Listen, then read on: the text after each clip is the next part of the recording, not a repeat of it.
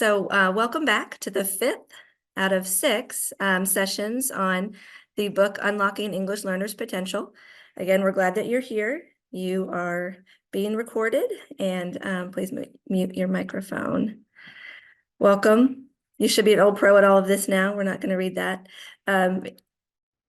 Here are the objectives for today's session. We will together share a strategy for teaching academic vocabulary that we used since the last session.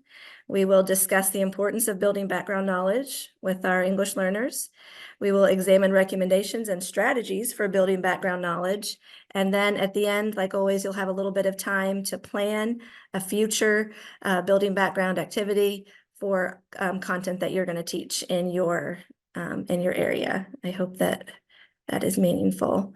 All right, so we're going to start with our first share out session. Last month's session was on academic vocabulary. So I think Skip is here for representing the coalition today. So he is managing the breakout rooms, and he's going to put us into a couple different breakout rooms where you can share something that you have used since our last time together.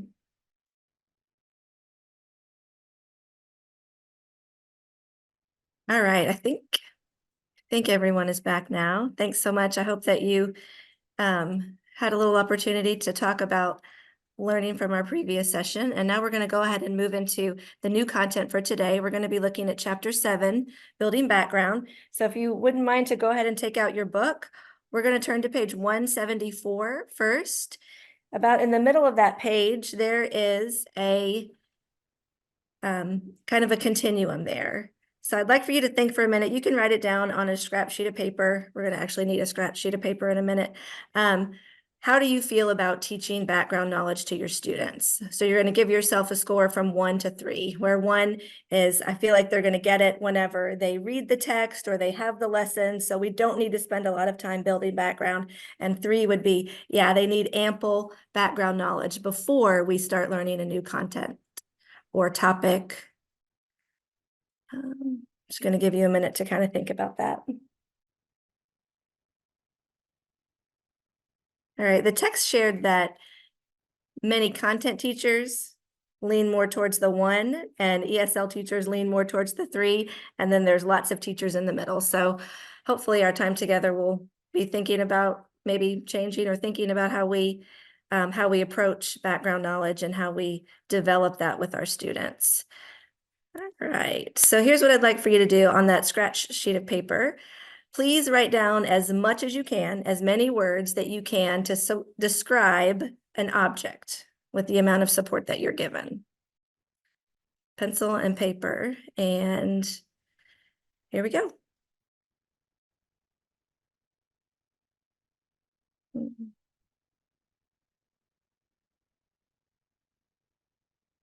All right, can you write anything about that one? Are there any Italian speakers in the house? If there are, unmute and tell us what that is. It's Italian for apple. All right, so just the word. Now, what could you add to your description with this support? Write down as much as you can about this item.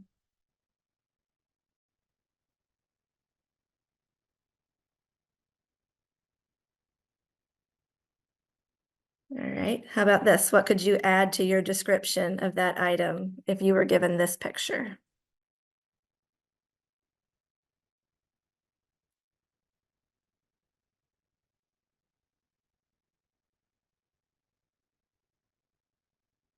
So you get the idea, right? With which support could students write the most words about an apple? Even better if we were able to actually pass out apples to them, right? So when we think about providing that prior knowledge, that background knowledge, giving experiences, you can probably tell from your own notes, students are able to produce a lot more language when they have pictures, when they could actually touch or feel or taste it or see something more about it. So it's very important that we think about what our students already know about a topic. But things like this, these experiential type background building activities also require a lot of time, which we've talked about in previous sessions, that most teachers are very short on time. So we're going to spend this chapter thinking about how we can leverage background knowledge to help students be the most successful with what they need to do in the classroom, and do so very efficiently. So another area where we see the importance of background knowledge is math. Many people mistakenly think that, oh, math is a universal language, that we've got numbers. And so whatever language, if you can use pictures, kids should be able to translate that, which, I mean, maybe to some extent is slightly true, but there's so much context when math problems are when they use real world scenarios, right? They're real world scenarios for mainly white middle class families. So let's look at this word problem. This kind of shows that point. This was in our chapter 2. It says a cricketer whose bowling average is 12.4 runs per wicket takes 5 wickets for 26 runs and thereby decreases his average by 0.4. How many wickets were taken by him until the last match? Yeah, that's a lot. What would you need to know in order to solve this problem or to answer this problem? Now, we're big baseball fans in my family, so I have kind of some idea of what cricket is. I know there's a bat involved. I know you do some running, and I think the bowling is what they call when they hit it, but I don't understand how you get a wicket. I don't understand what is good to average a 0.4. So you are not only doing the math of finding the averages, but you have to understand that scenario, right? I had a student a couple years ago on this same line at the middle school level who I was reading a math test to, and they were doing area and perimeter. And we'd already done 3 or 4, and she did great. So, oh, we're moving right along. And then there was a word problem, one of these real life scenarios where it referenced a football field, and she just sat there. So I was like, oh, she was doing really well. So finally I was like, do you know what a football field is? No. Do you know the dimensions of it? Most people, it's a rectangle, right? It has 100 yards. So if you don't have that knowledge, she couldn't do the math problem. So I drew her a little picture, and there she was. She could do it. So, so math is another area where we're really gonna think about providing that background knowledge. All right, we're going to look at what some research says about the importance of background knowledge. All of these quotes came from the text on page 177 to 178. If you want the full reference, I just put in parentheses the name of the researcher. So we're going to look at all these. All right, the first one says, what students already know about the content is one of the strongest indicators of how well they will learn new information relative to the content. That's Marzano. Reading comprehension is impossible without prior knowledge. Specifically for ELs who come from such diverse backgrounds, it's critical to provide targeted support in linking background knowledge that they have and addressing gaps in their background knowledge that may exist for them to be able to acquire new content.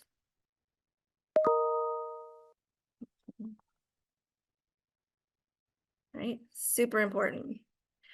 All right, more research. Research supports that the relationship between students' background knowledge and comprehension increases with age. So as we get up into middle and high school, that background knowledge and background information becomes even more important. Also, vocabulary and background knowledge have the potential to be 2 of the more powerful means of improving learning and comprehension, particularly for adolescent readers. So all of the work that we did last session thinking about vocabulary building, when you put that along with building background, can be very, very powerful for our English learners and all students, really. All right, so we know that it takes time. We know that it's important. So how are we going to structure our lessons and our time so that we have, we can identify the background knowledge that needs to be built? And what are some suggestions for how we do that? So what we're going to do, we are going to get back to our breakout rooms, and we're going to jigsaw the 4 components that the text outlines for building background knowledge. All right, I've got the page numbers on there. It's page 181 to 187. There are, again, there are 4 sections. So 181 to 187 kind of gives you some background and some ideas. There's a section for 1, 2, 3, and 4. And then the 190 to 193, they take an example of what that might look like in a content area. So like if you're number 1, you would read the description on page 181 and then go to page 190, and you could kind of see how that might play out in real life. So when you get to your breakout rooms, we'll probably take about 5 minutes to read or refresh your memory on that part of the chapter. You can decide who's going to be 1, 2, 3, and 4. Take about 5 minutes to read it, and then we'll do maybe 8 or 10 minutes where you will share out the important part about your section and what those recommendations are. And then when we come back together, we're going to talk a little bit about how practical those suggestions are and which ones we found the most beneficial. Are there any questions about what your task is? All right, I'll open the rooms.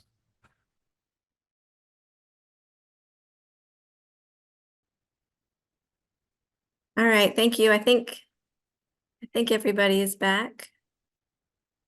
Hopefully that was, again, some meaningful discussion with your colleagues. I wanted us to think for a minute about the suggestions that were presented in the chapter, thinking about maybe how practical they are. Which of these do you think that you really would consider using with your students? I think, I don't know, sometimes this can seem pretty overwhelming. I'm going to open up the chat box should be there on your screen. If you wouldn't mind to put one suggestion that you felt like you might want to come back and revisit when we have work time later.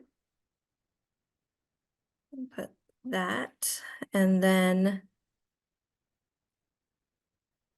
yep. Yeah. Okay, carousel brainstorming. Thank you for that. So as people are putting that in the chat, I've added figure 7.1 here. Those were the 4 steps, right? There's some sort of pre-assessment where you determine what students already know about a topic of a text or an upcoming unit.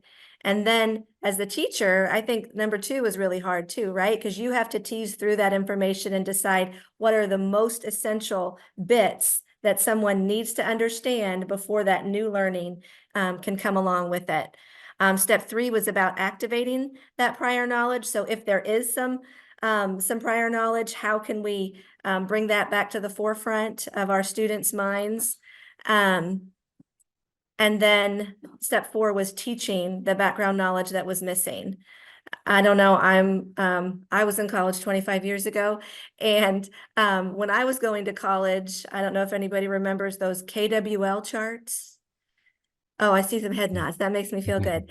But as I was rereading this chapter, I kept thinking about that too, right? So on those, it's just a 3-column chart where you write down all the things that you know about a topic.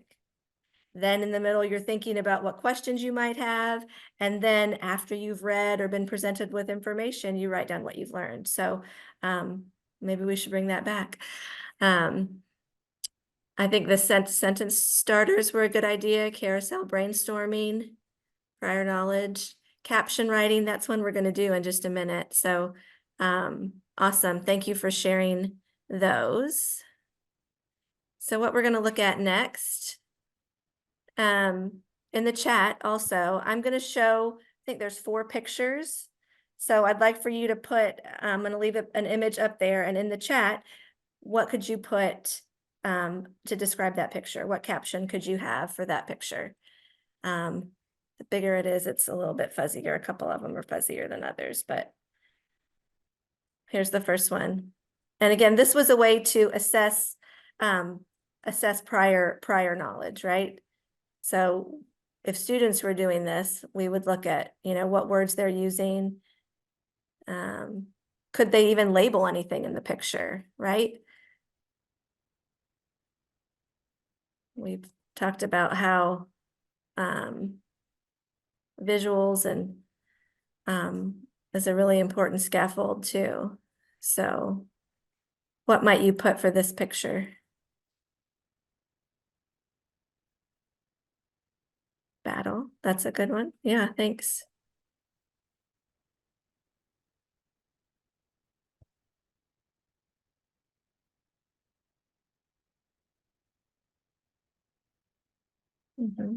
War,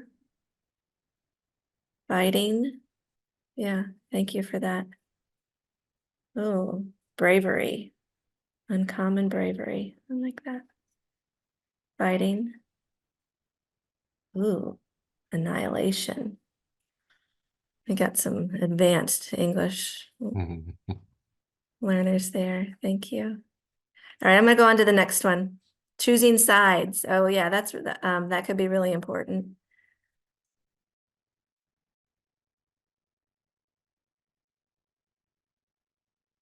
Mhm.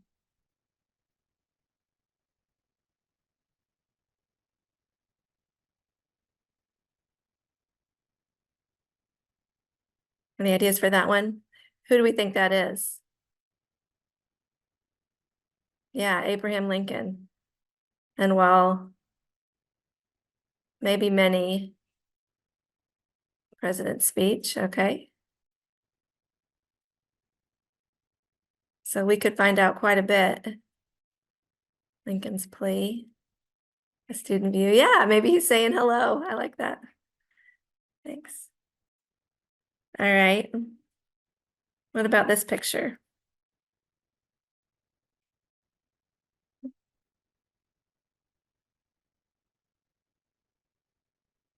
Camping.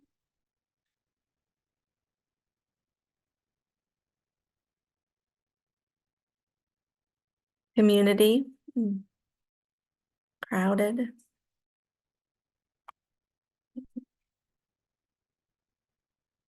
All right.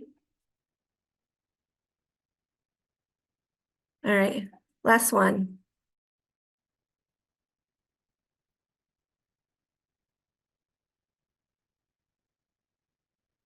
Angry.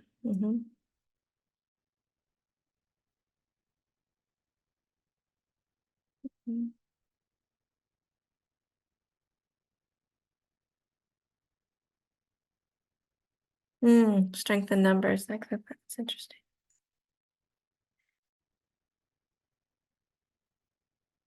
Anger. Yeah. So I think maybe while our English learners, maybe they couldn't identify who Abraham Lincoln was, the idea of war or conflict is something that perhaps they've experienced in their home country, right? So they may have some knowledge on this idea. Maybe they didn't know the Confederate flag versus the American flag and what that is, but they still can bring information and knowledge to the table about that kind of struggle. So, yeah. Thank you for sharing those. All right, so before we get to work time, we're going to talk a little bit more about math. Talked a little bit about how that's super important. These are on page 196 if you're following along in your book. We talked about how many lessons and math materials have those real life contexts that may or may not be familiar to English learners. And our English learners will need help understanding and kind of unpacking some of those scenarios. Also, when I think back to my football example, and the text pointed this out too, that some students may be very subconscious or self-conscious to raise their hand and really ask a question or to admit that they don't understand something that they think everyone else in the room already knows. So, I mean, especially like, a football field, or if it's, the Super Bowl or that time of year, if you raise your hand, oh, what's a football field? What shape? Is it a rectangle? How we can't always as teachers trust what they're going to say in a big group. So hopefully we can work on that one-on-one. And just, again, looking at the math word problems, the scenarios that we present from a different lens, not just the math lens, but what do you have to understand to be able to show what you can do in math? So we're going to look at a couple different math problems. And in the chat, I want you to put, it's basically the same problem. You're going to pick which one you think is the less linguistically or culturally complex. So which would be easier for an English learner to understand? And so you're either going to put A or B. So here's the first one. How many minutes are equivalent to 5 hours? Or Alex worked for 5 hours raking leaves in the fall. How many minutes are equivalent to 5 hours? All right, we've already got A right there. Thanks. Yeah, so there is a math word there that you have to know, right? That vocabulary, you have to know what equivalent means. But I'm not sure everybody would know what raking the leaves means, right? I have a lot of students, they say brooming, that's what, right? Or other words for that. So less to explain for that one. All right, number 2. It says, a parking garage has 3 levels. Each level has 40 parking spaces for compact cars. What is the total number of parking spaces in the garage for compact cars? Okay, or choice B, a school has 3 floors. Each floor has 40 rooms. What is the total number of rooms in the school?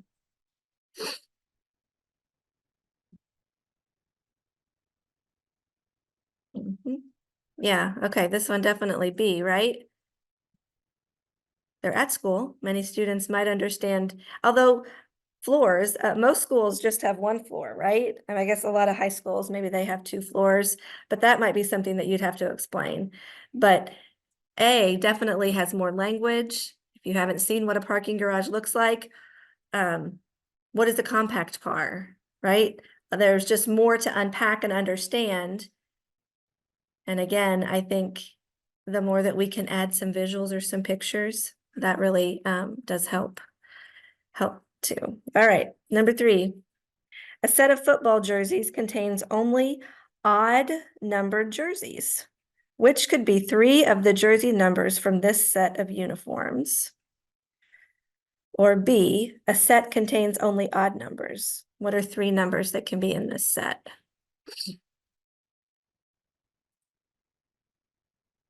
Yep, B. B, good job.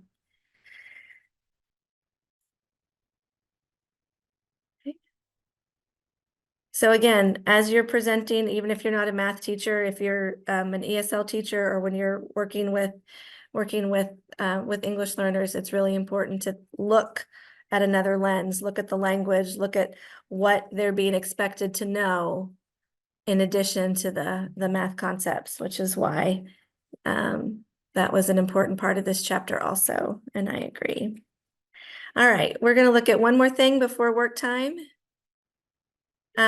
If you will turn in your book to page 196, that's where those problems were. There's a little box on the bottom of 196 and 197 that again gave some tips for building background with math. So I'm going to give you about maybe 2 minutes to look over that chart.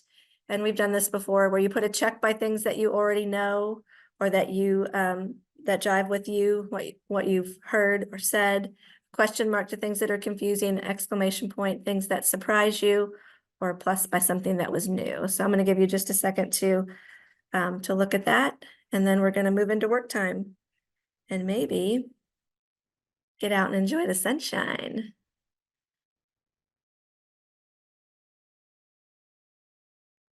All right, was there anything that that anybody really wanted to share that stood out that was either new, surprising, or you could write it in the chat, or if you want to unmute, that would be fine too.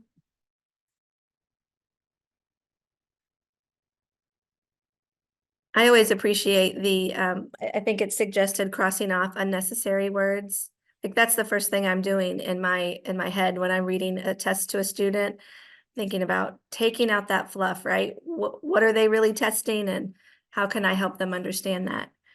The vocabulary part would be good. Yeah, would be good for more than math problems. Yeah, I agree on that too. I like rewording the word problems to make them more familiar. Yeah. And I think sometimes teachers are really trying to make things fun and real life, and it ends up just being more confusing for for English learners. A couple years ago, I think it was a fourth grade class, and they did their whole assessment was like Harry Potter themed. So, you know, if you've read Harry Potter, then that was exciting and maybe you got all the references, but it was really hard to tease out what they had to do and a lot of unfamiliar vocabulary for our English learner friends. So, um, again, this is just another way to look at how you're presenting information and content with the math. All right, awesome. Thanks for sharing that. Okay, so we're going to move into, I think, let's see, we're doing okay. I think maybe we'll take about 10 minutes where you can have some work time. I did on the next slide, I put a link to the Coloring Colorado article about building background. I know I've talked about them a ton, but I think their resources are amazing. So if you didn't bring something that you want to plan for the next unit or the next content area that you're teaching, you could always look on Coloring Colorado. That's a great article for our content for today. But if you wanted to search other things, we've talked a lot about vocabulary, and there's just tons of great stuff on there if you did not bring something that you want to work on. The other thing I wanted to say is that we got some feedback in the last session that when you're in your breakout room, if you want to work by yourself, feel free to, you know, turn your microphone off and don't feel like you have to chit chat with the group. I like the groups because I feel like some people really like to process information, especially new information, with others. So, so that's why we do the breakout rooms. But if you are more of an internal processor and you want to just take the work time for yourself, don't feel like you have to talk. And also, I wanted to point out there, again, I think this book is just full of helpful flowcharts, graphics. If you flip back through the chapter, and I think there's all kinds of guidelines for how to help build background. So that would be another thing to do. If you didn't bring a unit, you could also look through those guidelines that are in chapter 7. And I think before these other ones, I'm going to paste it again. I put the slides in there so you could actually click on that Coloring Colorado link if you would like to, and we'll do about 10 minutes of work time and then come back and close it out. Any questions or comments before we go?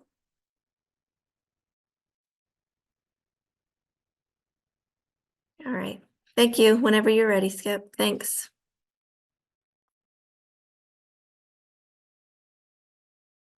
All right. I think most people are back. I hope you were able to at least take a few minutes and think about how you might use one of the suggested activities or ways to activate or identify the prior knowledge that students have before teaching a unit. If you did click on the Coloring Colorado background knowledge article, this was the introduction. I'm going to read this. When students learn new information, they need a hook to hang it on. Background knowledge is that hook. Having the right background knowledge is critical to ensuring that students understand a lesson. This knowledge provides a foundation on which the rest of the lesson can be built. For ELLs, it can make a significant difference in their comprehension of the lesson and any related materials or texts. So it really is an important endeavor that hopefully had a chance to to look at today. All right, so here are our objectives, and I think that either Skip or Brandy or Cayman is going to put the link to the survey in the chat. Thank you. Oh, yeah, Brandy put it in there. Thank you so much. Thank you for your time today. I do hope that you get to get outside and enjoy the sunshine and beautiful spring weather. I definitely appreciate all of your endeavors on behalf of the English learners in Kentucky, and know that your time is well spent when we're investing in creating good curricular resources and lessons for them. So thank you so much. If you have any questions, feel free to unmute or do the survey. And there's just one more session. And we're going to focus on Chapter 9, Formative Assessments, and that is going to be next month on Wednesday, April 17th. So we're gonna close it out for today, and look forward to one more session talking about assessment.